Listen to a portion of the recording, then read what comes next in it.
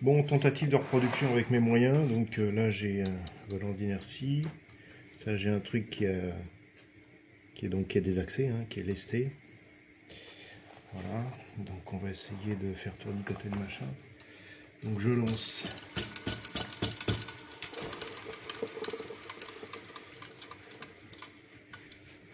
Là, ce qu'on remarque, c'est que le volant d'inertie de grand diamètre s'arrête avant le volant d'inertie de petit diamètre.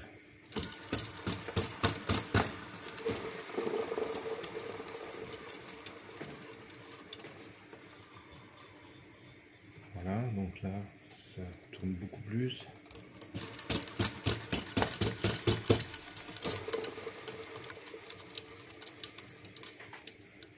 Et là, on s'aperçoit que pour un même lancement, les deux s'arrêtent ensemble.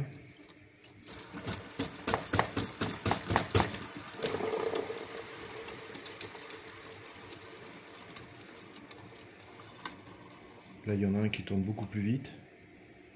Ok.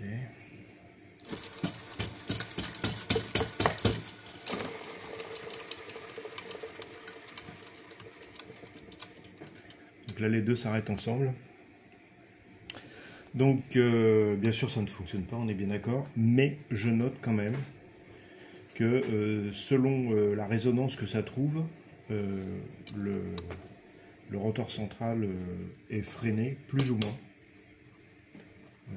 Donc voilà, je vais faire d'autres essais.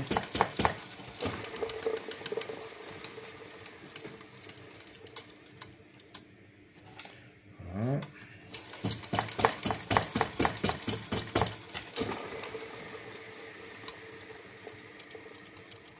Donc là, il s'est carrément arrêté avant.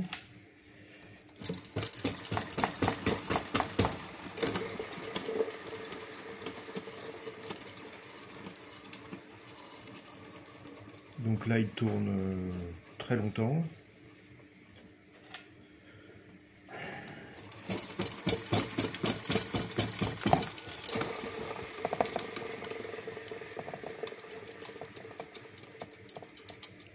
Là, il s'arrête tout de suite.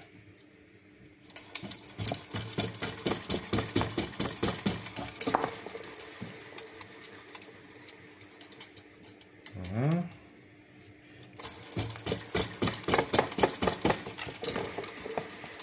Je suis obligé d'arrêter parce que je commence à avoir mal aux mains. Ok.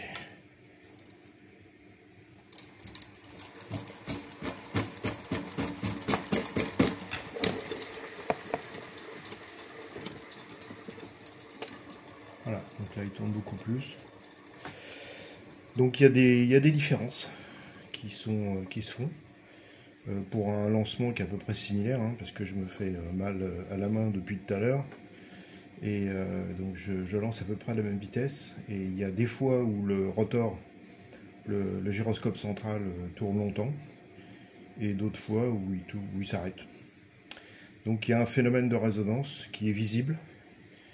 Alors bon, c'est simplement une observation, hein, j'ai pas compris, je prétends pas que son système marche, mais je note une différence de temps à autre.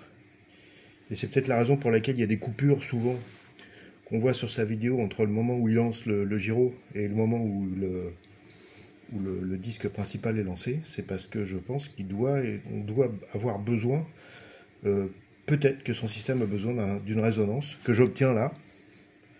Il y a des fois où effectivement, ça lance le gyroscope central, et puis des fois où ça se lance pas. Donc il y a peut-être quelque chose à creuser.